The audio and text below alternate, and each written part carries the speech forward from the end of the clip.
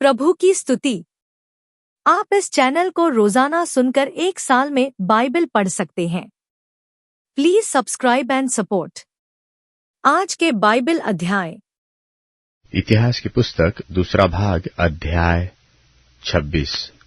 इतिहास की पुस्तक दूसरा भाग अध्याय 26। उज्जियाह का राज्य।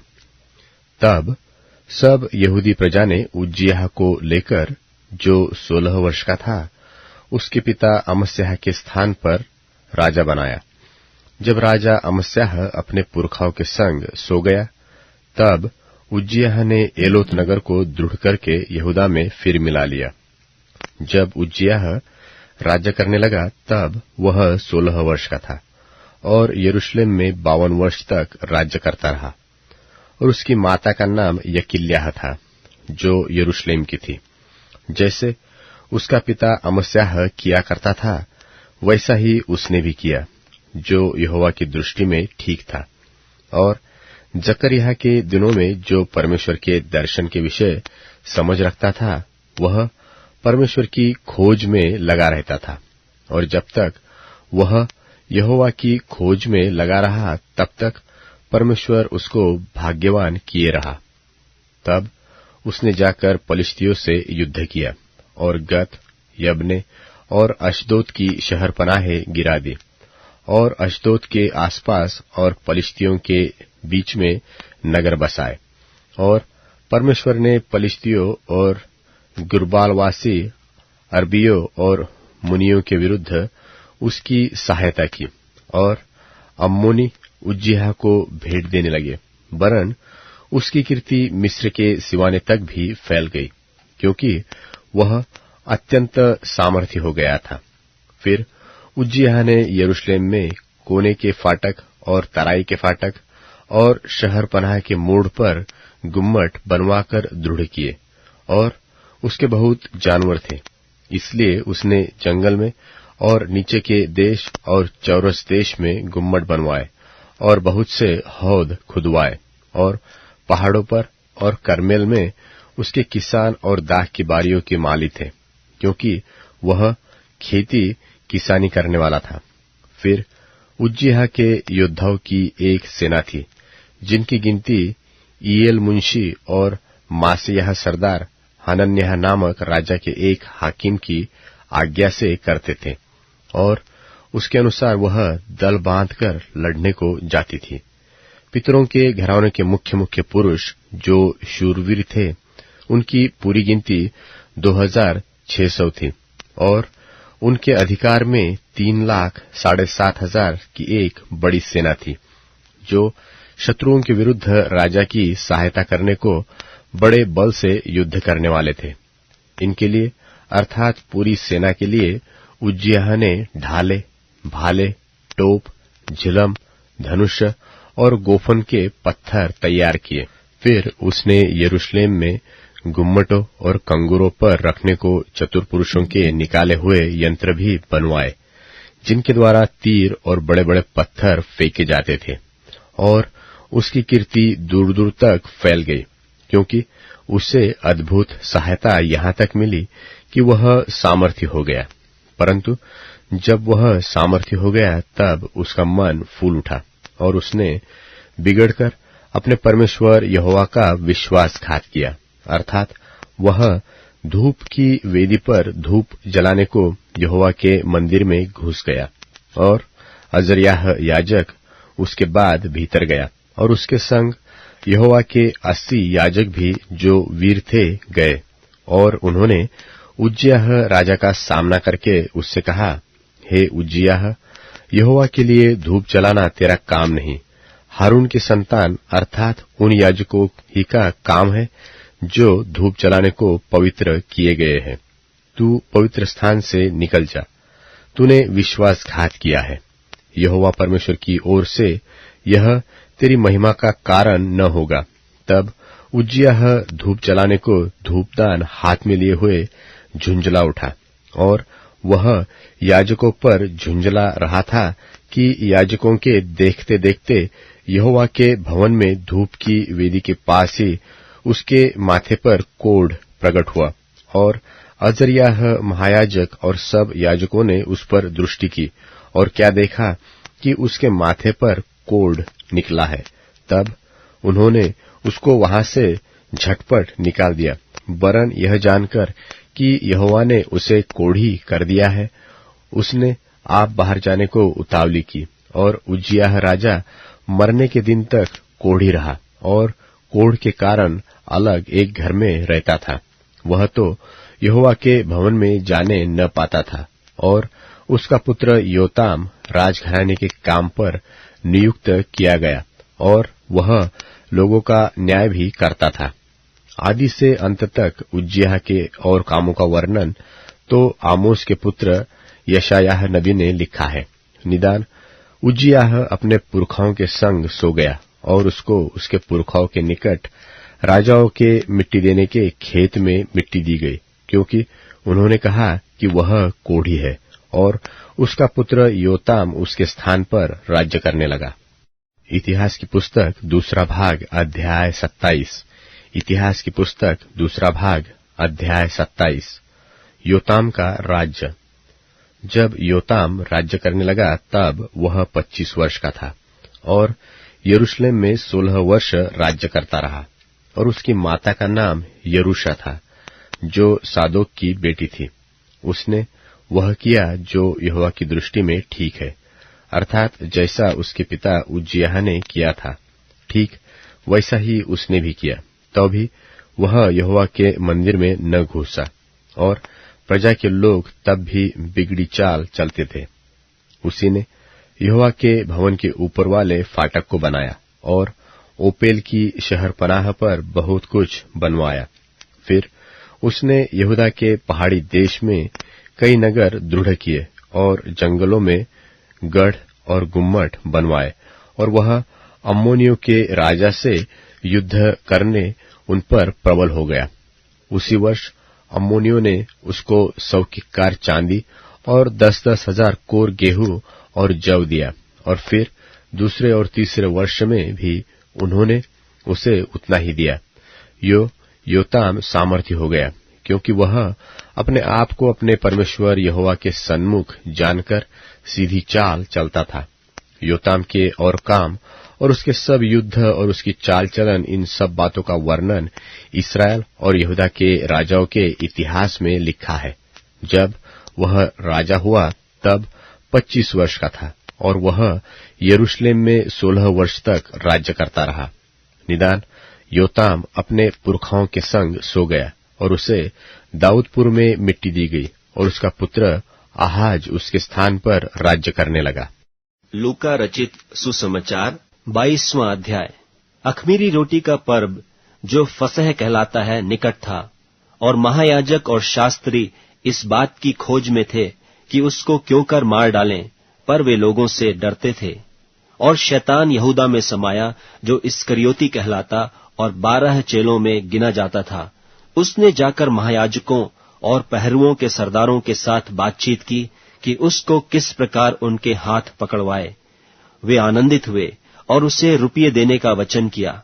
उसने मान लिया और अवसर ढूंढने लगा कि बिना उपद्रव के उसे उनके हाथ पकड़वा दे। तब अख़मीरी रोटी के पर्व का दिन आया, जिसमें फसह का मेमना बलि करना अवश्य था। और यीशु ने पतरस और यूहन्ना को यह कहकर भेजा कि जाकर हमारे खाने के लिए फसह तैयार करो।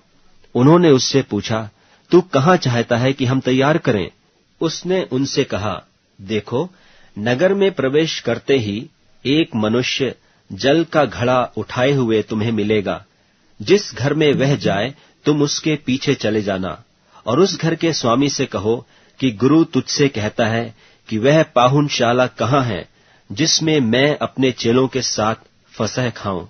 वह तुम्हें एक सजी सजाई बड़ी अटारी दिखा देगा, वहां तैयारी करना। उन्होंने जाकर जैसा उसने उनसे कहा था वैसा ही पाया और फसह तैयार किया। जब घड़ी पहुंची तो वह प्रेरितों के साथ भोजन करने बैठा, और उसने उनसे कहा, मुझे बड़ी लालसा थी कि दुख भोगने से पहले यह फसह तुम्हारे साथ खाऊं, क्योंकि मैं तुमसे कहता हूं कि जब तक वह परमेश्वर के राज में पूरा न हो तब तक मैं उसे कभी न खाऊंगा। तब उसने कटोरा लेकर धन्यवाद किया और कहा, इसको लो और आपस में बांट लो, क्योंकि मैं तुमसे कहता हूं कि जब तक परमेश्वर का राज्य न आए तब तक मैं दाख रस अब से कभी न पीऊंगा। फिर उसने रोटी ली और धन्यवाद करके तोड़ी और उनको यह कहते हुए दी कि यह मेरी देह है जो तुम्हारे लिए दी जाती है, मेरे स्मरण के लिए यही किया करो। इसी रीति से उसने ब्यारी के बाद कटोरा भी यह कहते हुए दिया कि यह कटोरा मेरे उस लहू में जो तुम्हारे लिए बहाया जाता है नई वाचा है। पर देखो, मेरे पकड़वाने वाले का हाथ मेरे साथ मेज पर है, क्योंकि मनुष्य का पुत्र तो जैसा उसके लिए ठहराया गया जाता ही है, पर हाय उस मनुष्य पर जिसके द्वारा वह पकड़वाया जाता है। तब वे आपस में पूछ पाछ करने लगे कि हम में से कौन है जो यह काम करेगा। उनमें यह वाद विवाद भी हुआ कि हम में से कौन बड़ा समझा जाता है। उसने उनसे कहा, अन्य जातियों के राजा उन पर प्रभुता करते हैं और जो उन पर अधिकार रखते हैं वे उपकारक कहलाते हैं, परंतु तुम ऐसे न होना, वरन जो तुम में बड़ा है वह छोटे की नाई और जो प्रधान है वह सेवक की नाई बने। क्योंकि बड़ा कौन है, वह जो भोजन पर बैठा या वह जो सेवा करता है? क्या वह नहीं जो भोजन पर बैठा है? पर मैं तुम्हारे बीच में सेवक के नाई हूं। परंतु तुम वह हो जो मेरी परीक्षाओं में लगातार मेरे साथ रहे, और जैसे मेरे पिता ने मेरे लिए एक राज्य ठहराया है वैसे ही मैं भी तुम्हारे लिए ठहराता हूं, ताकि तुम मेरे राज्य में मेरी मेज पर खाओ पियो, वरन सिंहासनों पर बैठकर इस्राएल के 12 गोत्रों का न्याय करो। शमौन, हे शमौन, देख, शैतान ने तुम लोगों को मांग लिया है कि गेहूं की नाई फटके, परंतु मैंने तेरे लिए विनती की कि तेरा विश्वास जाता न रहे, और जब तू फिरे तो अपने भाइयों को स्थिर करना। उसने उससे कहा, हे प्रभु, मैं तेरे साथ बंदी गृह जाने वरन मरने को भी तैयार हूं। उसने कहा, हे पतरस, मैं तुझसे कहता हूं कि आज मुर्ग बांग न देगा जब तक तू 3 बार मेरा इनकार न कर लेगा कि मैं उसे नहीं जानता। और उसने उनसे कहा कि जब मैंने तुम्हें बटुए और झोली और जूते बिना भेजा था तो क्या तुमको किसी वस्तु की घटी हुई थी? उन्होंने कहा, किसी वस्तु की नहीं। उसने उनसे कहा, परंतु अब जिसके पास बटुआ हो वह उसे ले, और वैसे ही झोली भी, और जिसके पास तलवार न हो वह अपने कपड़े बेचकर एक मोल ले, क्योंकि मैं तुमसे कहता हूं कि यह जो लिखा है कि वह अपराधियों के साथ गिना गया, उसका मुझ में पूरा होना अवश्य है। क्योंकि मेरे विषय की बातें पूरी होने पर हैं। उन्होंने कहा, हे प्रभु, देख, यहां 2 तलवारें हैं। उसने उनसे कहा, बहुत हैं। तब वह बाहर निकलकर अपनी रीति के अनुसार जैतून के पहाड़ पर गया, और चेले उसके पीछे हो लिए। उस जगह पहुंचकर उसने उनसे कहा, प्रार्थना करो कि तुम परीक्षा में न पड़ो। और वह आप उनसे अलग एक ढेला फेंकने के टप्पे भर गया और घुटने टेक कर प्रार्थना करने लगा कि हे पिता, यदि तू चाहे तो इस कटोरे को मेरे पास से हटा ले, तो भी मेरी नहीं परंतु तेरी ही इच्छा पूरी हो। तब स्वर्ग से एक दूत उसको दिखाई दिया जो उसे सामर्थ्य देता था, और वह अत्यंत संकट में व्याकुल होकर और भी हृदय वेदना से प्रार्थना करने लगा, और उसका पसीना मानो लोहू की बड़ी बड़ी बूंदों की नाई भूमि पर गिर रहा था। तब वह प्रार्थना से उठा और अपने चेलों के पास आकर उन्हें उदासी के मारे सोता पाया, और उनसे कहा, क्यों सोते हो? उठो, प्रार्थना करो कि परीक्षा में न पड़ो। वह यह कह ही रहा था कि देखो, एक भीड़ आई, और उन 12 में से एक, जिसका नाम यहूदा था, उनके आगे आगे आ रहा था। वह यीशु के पास आया कि उसका चूमा ले। यीशु ने उससे कहा, हे यहूदा, क्या तू चूमा लेकर मनुष्य के पुत्र को पकड़वाता है? उसके साथियों ने जब देखा कि क्या होने वाला है तो कहा, हे प्रभु, क्या हम तलवार चलाएं? और उनमें से एक ने महायाजक के दास पर चलाकर उसका दाहिना कान उड़ा दिया। इस पर यीशु ने कहा, अब बस करो, और उसका कान छूकर उसे अच्छा किया। तब यीशु ने महायाजकों और मंदिर के पहरुओं के सरदारों और पुरनियों से जो उस पर चढ़ आए थे, कहा, क्या तुम मुझे डाकू जानकर तलवारें और लाठियां लिए हुए निकले हो? जब मैं मंदिर में हर दिन तुम्हारे साथ था तो तुमने मुझ पर हाथ न डाला, पर यह तुम्हारी घड़ी है और अंधकार का अधिकार है। फिर वे उसे पकड़कर ले चले और महायाजक के घर में लाए, और पतरस दूर ही दूर उसके पीछे पीछे चलता था। और जब वे आंगन में आग सुलगाकर इकट्ठे बैठे तो पतरस भी उनके बीच में बैठ गया। और एक लौंडी उसे आग के उजाले में बैठे देखकर और उसकी ओर ताक कर कहने लगी, यह भी तो उसके साथ था। परंतु उसने यह कहकर इनकार किया कि हे नारी, मैं उसे नहीं जानता। थोड़ी देर बाद किसी और ने उसे देखकर कहा, तू भी तो उन्हीं में से है। पतरस ने कहा, हे मनुष्य, मैं नहीं हूं। कोई घंटे भर के बाद एक और मनुष्य दृढ़ता से कहने लगा, निश्चय यह भी तो उसके साथ था, क्योंकि यह गलीली है। पतरस ने कहा, हे मनुष्य, मैं नहीं जानता कि तू क्या कहता है। वह कह ही रहा था कि तुरंत मुर्ग ने बांग दी। तब प्रभु ने घूमकर पतरस की ओर देखा, और पतरस को प्रभु की वह बात याद आई जो उसने कही थी कि आज मुर्ग के बांग देने से पहले तू 3 बार मेरा इनकार करेगा। और वह बाहर निकलकर फूट फूट कर रोने लगा। जो मनुष्य यीशु को पकड़े हुए थे वे उसे ठट्ठों में उड़ाकर पीटने लगे और उसकी आंखें ढांपकर उससे पूछा कि भविष्यवाणी करके बता कि तुझे किसने मारा। और उन्होंने बहुत सी और भी निंदा की बातें उसके विरोध में कहीं। जब दिन हुआ तो लोगों के पुरनिये और महायाजक और शास्त्री इकट्ठे हुए और उससे अपनी महासभा में लाकर पूछा, यदि तू मसीह है तो हमसे कह दे। उसने उनसे कहा, यदि मैं तुमसे कहूं तो प्रतीति न करोगे, और यदि पूछूं तो उत्तर न दोगे। परंतु अब से मनुष्य का पुत्र सर्वशक्तिमान परमेश्वर की दाहिनी ओर बैठा रहेगा। इस पर सबने कहा, तो क्या तू परमेश्वर का पुत्र है? उसने उनसे कहा, तुम आप ही कहते हो, क्योंकि मैं हूं। तब उन्होंने कहा, अब हमें गवाही का क्या प्रयोजन है, क्योंकि हमने आप ही उसके मुंह से सुन लिया है।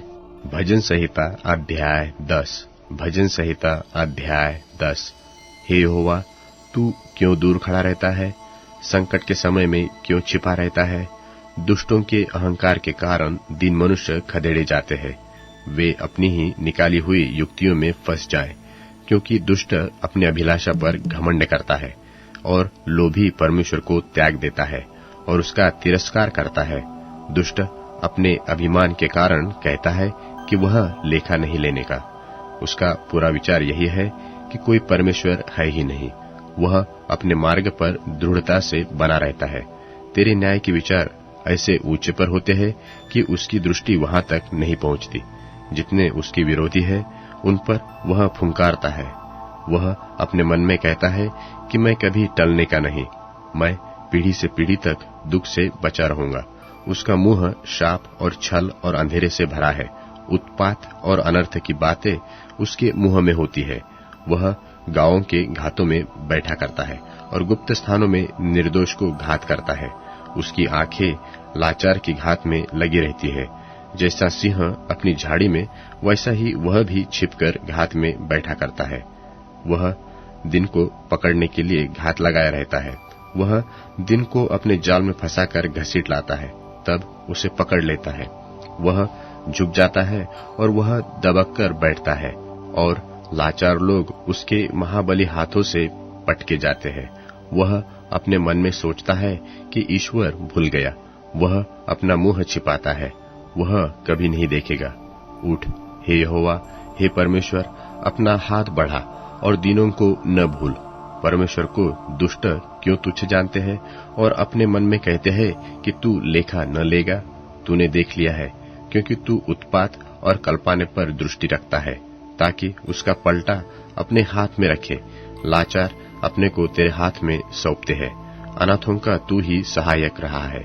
दुष्ट की भुजा को तोड़ डाल और दुर्जन की दुष्टता को ढूंढ ढूंढ कर निकाल, जब तक कि सब उनमें से दूर न हो जाए। यहोवा अनंत काल के लिए महाराजा है। उसके देश में से अन्य जाति के लोग नाश हो गए हैं। हे यहोवा, तूने नम्र लोगों की अभिलाषा सुनी है, तू उनका मन तैयार करेगा। तू कान लगाकर सुनेगा कि अनाथ और पीसे हुए का न्याय करे, ताकि मनुष्य जो मिट्टी से बना है फिर भय दिखाने न पाए। अब Amazon music, tune in, Spotify और YouTube म्यूजिक में उपलब्ध है। Please follow it.